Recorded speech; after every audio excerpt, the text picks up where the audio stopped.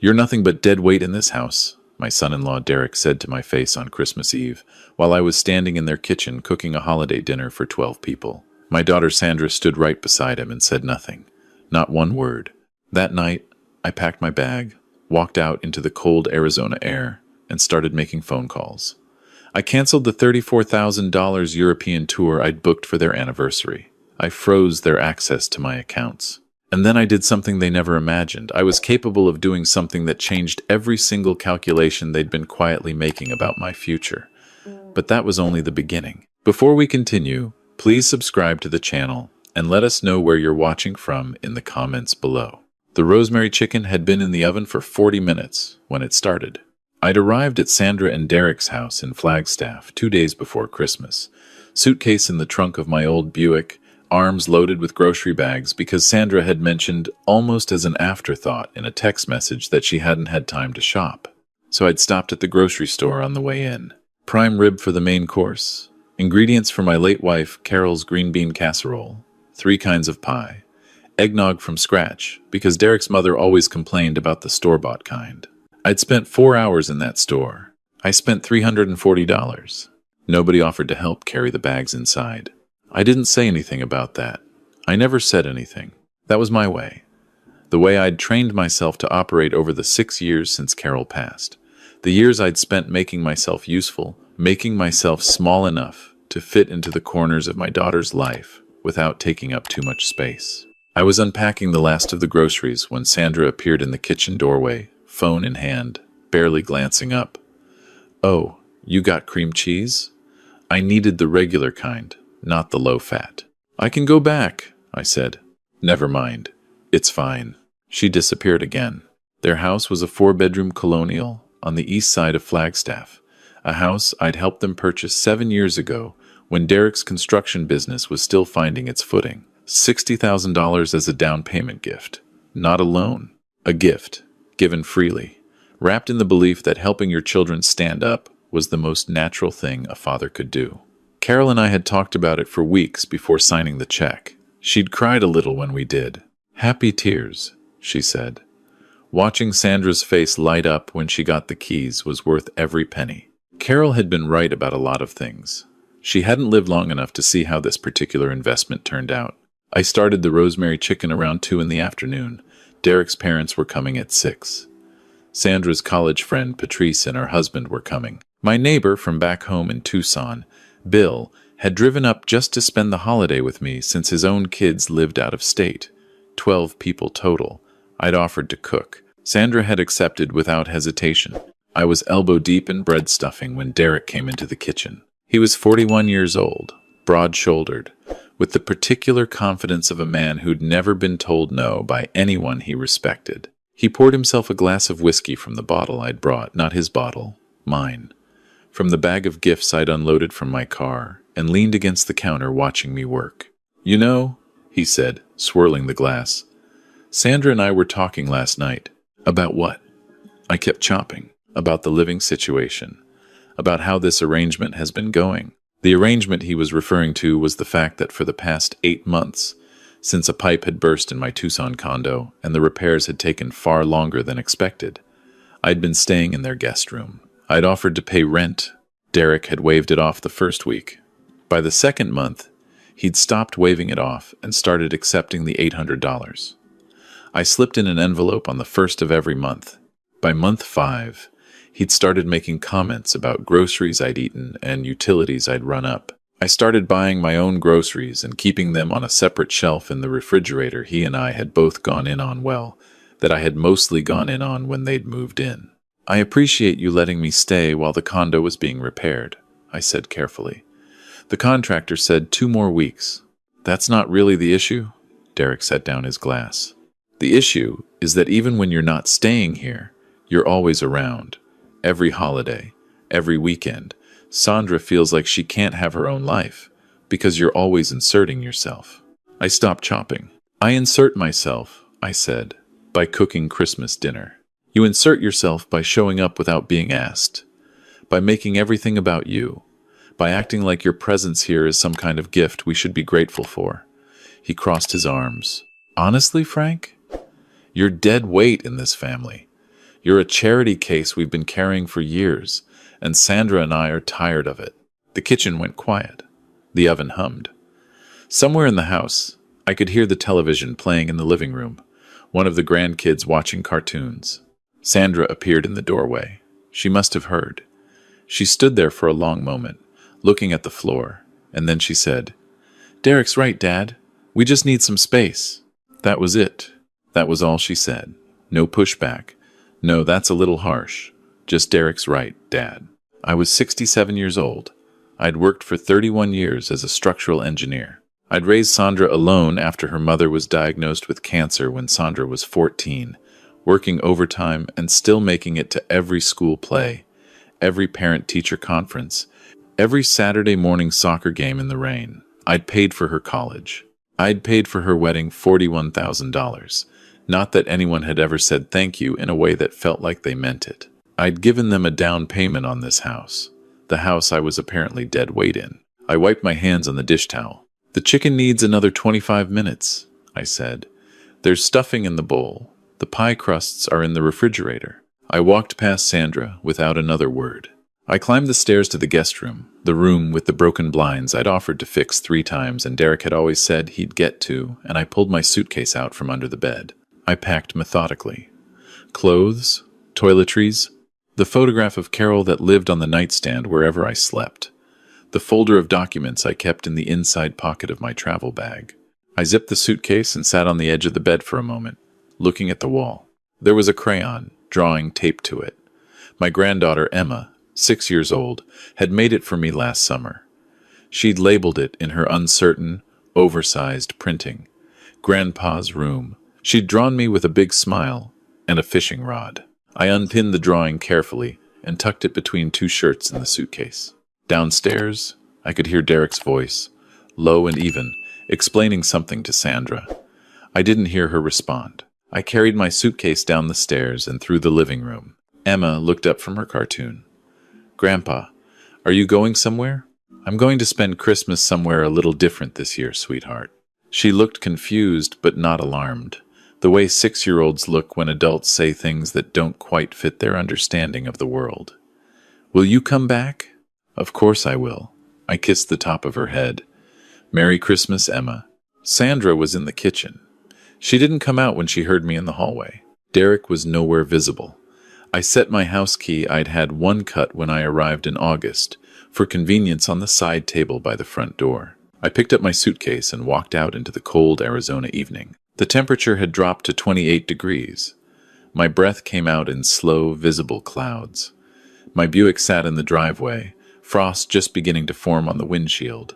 I loaded my suitcase into the trunk, started the engine, and let it warm up for a minute. Through the living room window, I could see the glow of the television. Emma had turned back to her cartoons.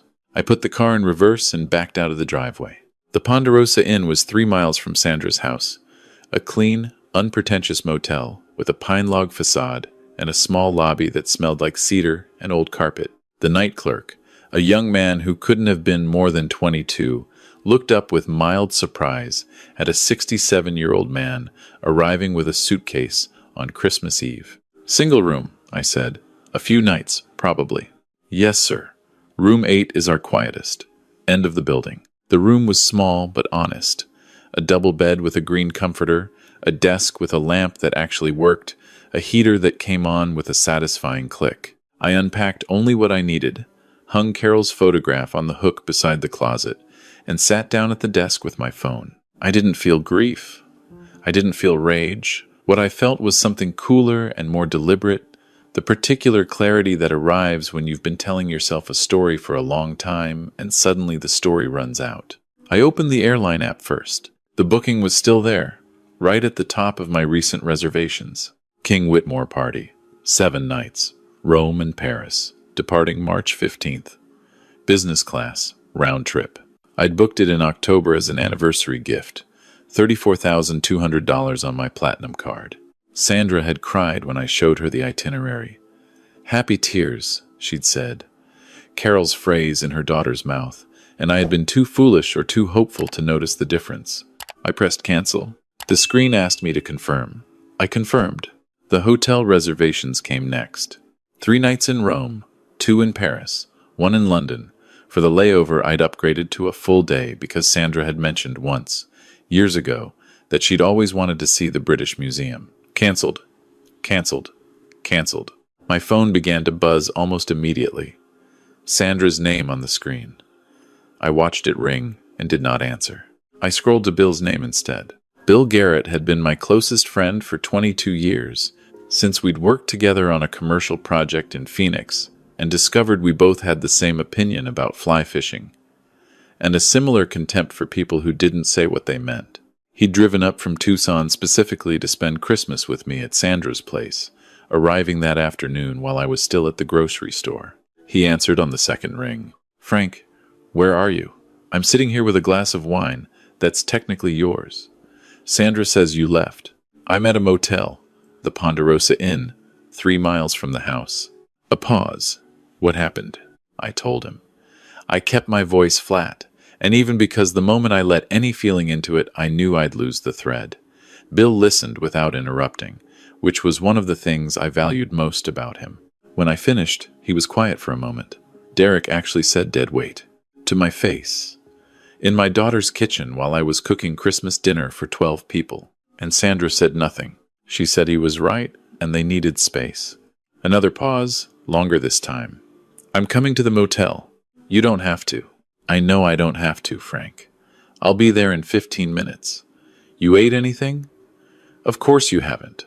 I'll stop somewhere." He arrived with 2 turkey sandwiches from a gas station and a bottle of decent bourbon from the back seat of his truck. We sat at the small desk in room 8 and ate without ceremony, because that was the kind of friendship we had, the kind that didn't require ceremony to hold its shape.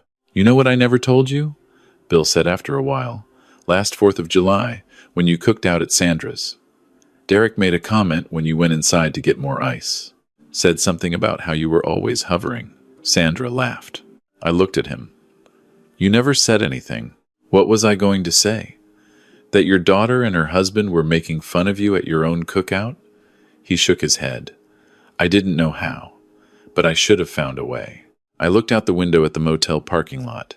Christmas Eve in Flagstaff. A few cars, yellow light on asphalt. The mountains somewhere in the darkness beyond, holding their positions the way they always did, indifferent to the small disasters of human families. "I've been telling myself," I said slowly, "that they were just stressed. That Derek was going through a hard stretch with his business. That Sandra was tired from the kids. I've been making excuses for behavior I would never have allowed from anyone else in my life." "You loved her," Bill said. "You wanted to believe she was still the person you raised. She might still be that person somewhere. But the woman in that kitchen tonight wasn't." My phone buzzed again. This time it was Derek. I stared at his name on the screen. I thought about the whiskey he'd poured from my bottle while he was telling me I was dead weight.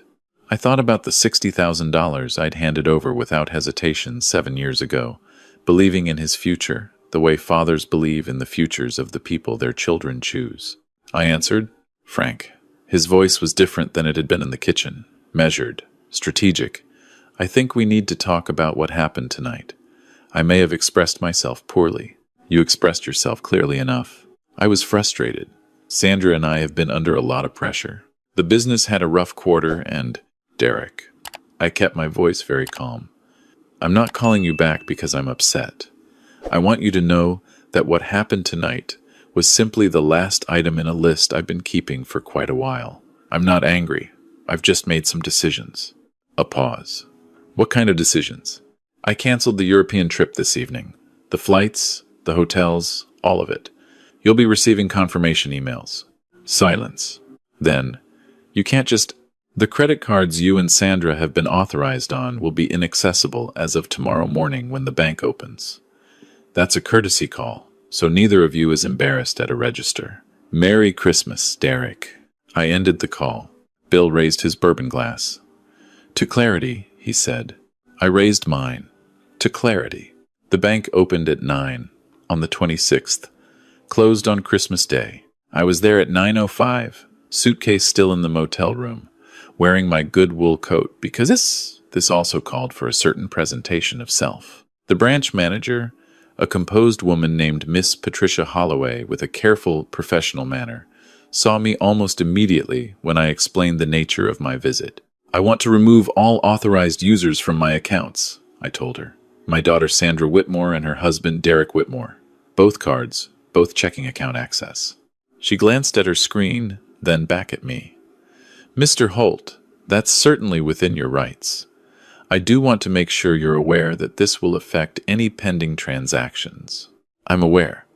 The only pending transactions I'm concerned about are ones I've already initiated. The cancellations went through last night." "Are you reporting any unauthorized use or fraud?" "No. This is my decision, made freely." I looked at her directly. "My daughter and her husband have had access to my accounts for several years. I'm choosing to end that access.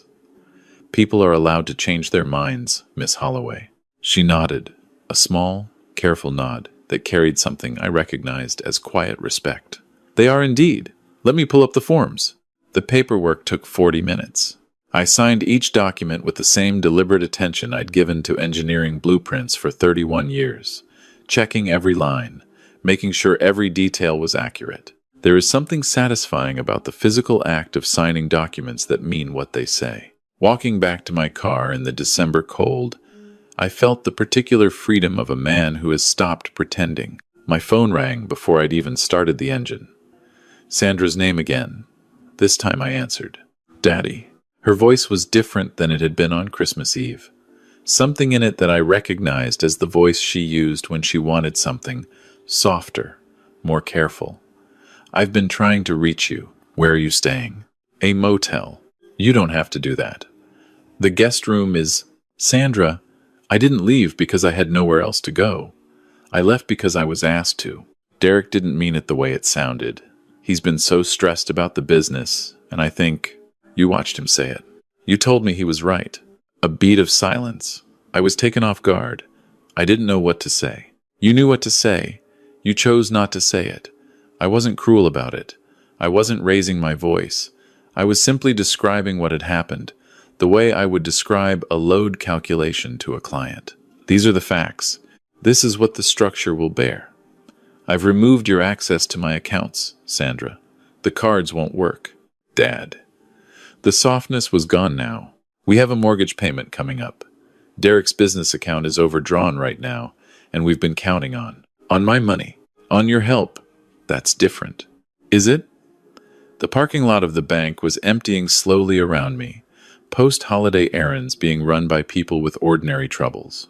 For 6 years, since your mother died, I have paid for your wedding, helped with your down payment, covered 2 of Derek's business shortfalls, replaced your roof after the storm 3 years ago, paid for Emma's preschool, and funded a college savings account for both grandchildren.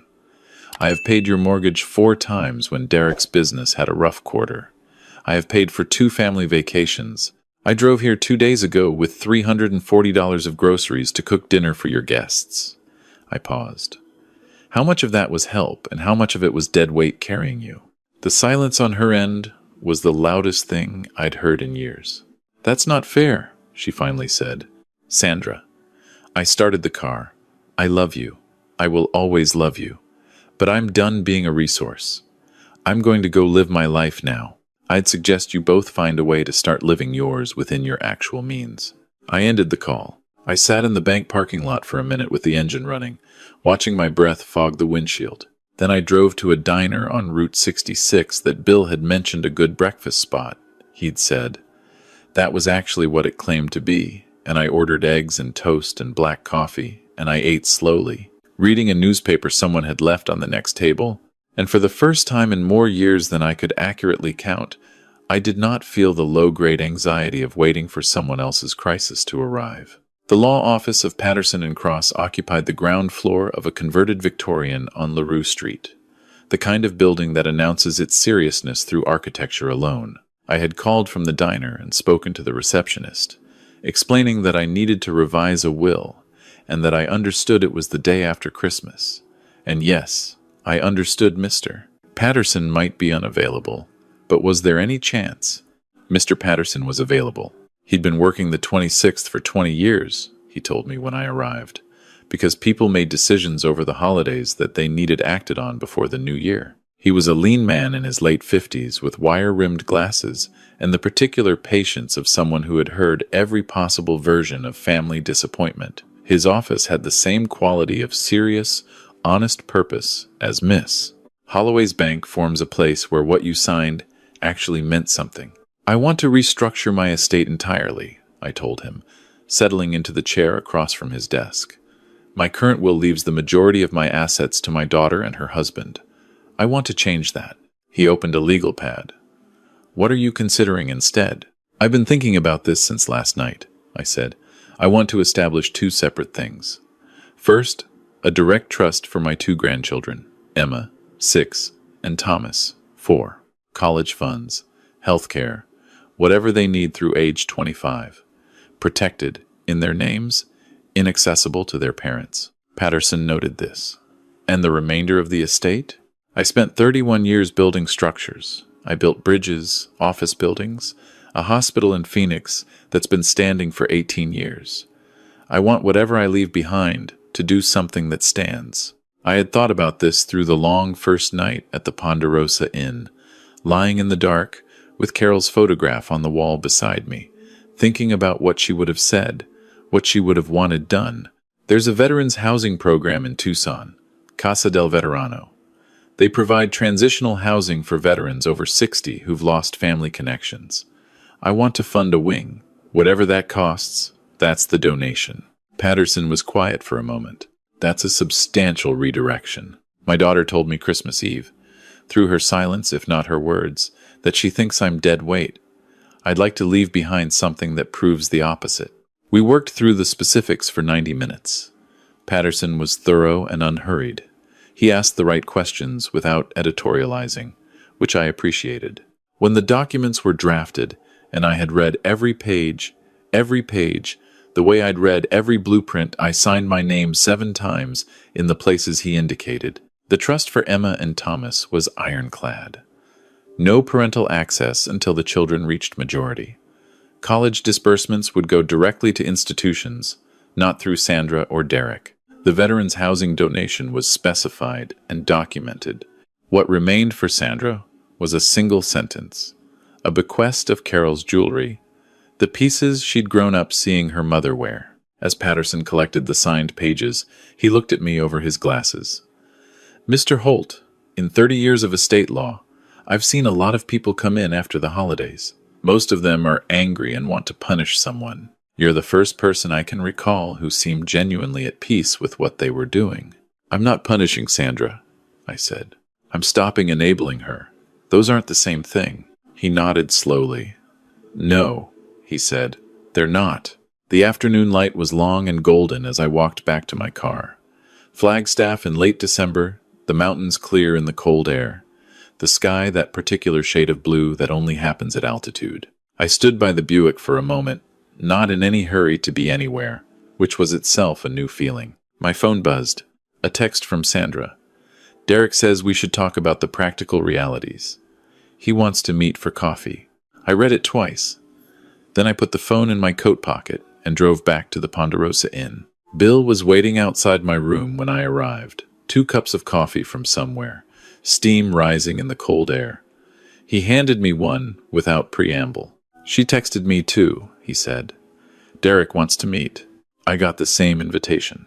We stood in the motel parking lot drinking coffee, watching the light change over the San Francisco peaks. An older couple was loading suitcases into an SUV 2 spaces down, working in easy, practiced coordination, handing things back and forth without words. It made me think of Carol and I packing for road trips, the way we'd always had an efficient, wordless system. "You going to meet with them?" Bill asked.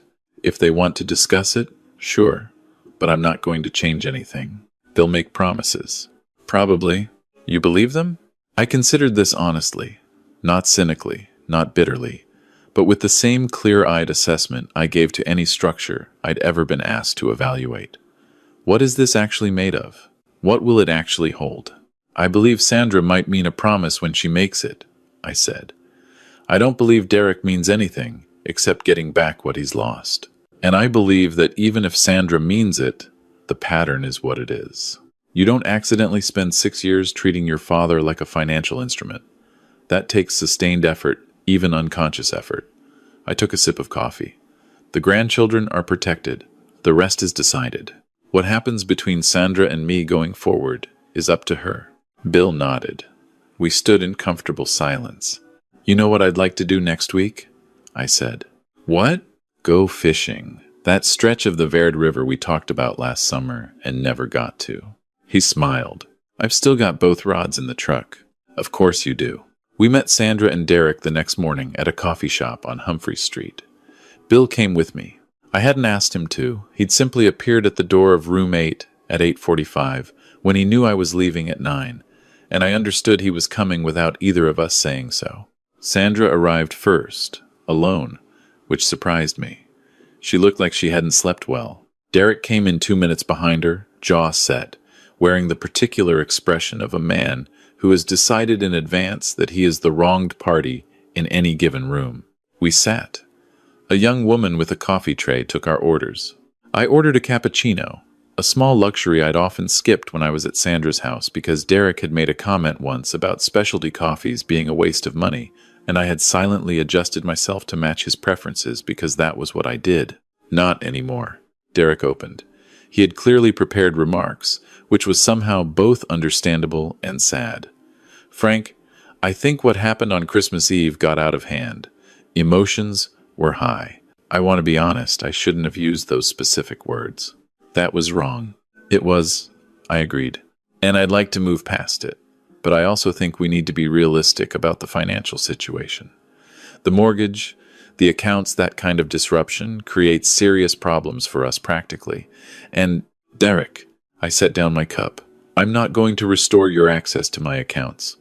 That's not what this meeting is about. He blinked. Then what is it about? I'm not sure, actually. Sandra texted me. I looked at my daughter. What did you want to say? Sandra had been quiet since she sat down. She was looking at her coffee cup, turning it slightly in her hands.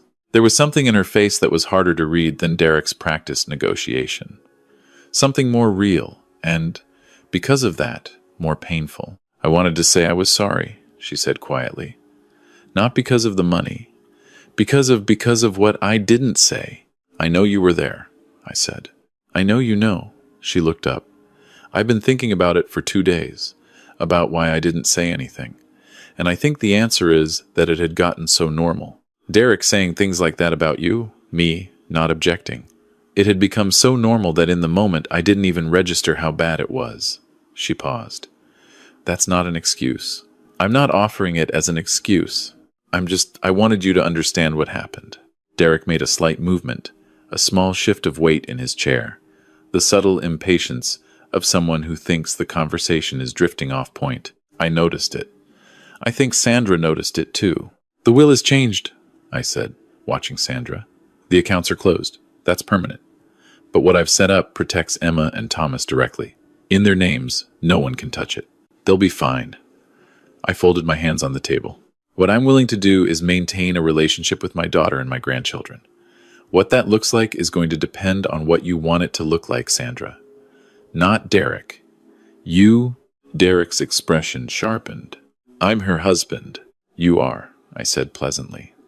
And I'm her father. And for 6 years I funded your life while you built up what seems to be a considerable amount of contempt for me. That's over. But my relationship with Sandra is not Derek's to manage. Bill took a quiet sip of his coffee. Derek stood up. He said something about disrespect, about being spoken to in a certain way, about how he'd made sacrifices too, but his voice was receding somehow, even though he was right there, because I'd simply stopped giving it weight. It moved past me like weather. Sandra was still looking at me. I want you in their lives, she said. Emma asks about you. She keeps asking when Grandpa's coming back. I'll be back, I said. For them, I'll always come back. That's the part that was never in question. Derek left first, door swinging behind him. Sandra stayed for another 10 minutes. We talked about Emma's reading progress and Thomas's new phase of only wanting to eat foods that were yellow. Small things, real things. The conversation of people who actually know each other rather than people managing each other. When she left, She hugged me at the door. Not the rote hug of someone performing family obligation. Something more careful and genuine. The hug of someone holding on because they'd realized they'd come close to losing their grip. I stood on the sidewalk and watched her car pull into traffic. "You all right?" Bill said behind me. "Yeah," I said. "Yeah, I am." The Verde River in January was cold and perfect. We drove down from Flagstaff on a Tuesday morning, rods in Bill's truck, a cooler with sandwiches and 2 thermoses of coffee. No particular agenda except the water and the time. The canyon came into view gradually as we dropped altitude, the red rock walls rising on either side like the walls of something ancient and patient.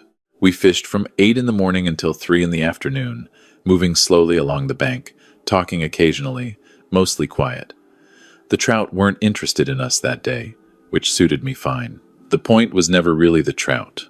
In the weeks since Christmas, I had moved out of the Ponderosa Inn and into a rental casita on the north end of Flagstaff, a small adobe place with a wood stove and a view of the mountains from the kitchen window. The condo repairs in Tucson were actually finished. The contractor had called the week after Christmas, but I had looked at the finished apartment and felt very little pull toward returning. I'd called the Veterans Housing Organization to discuss the planned donation.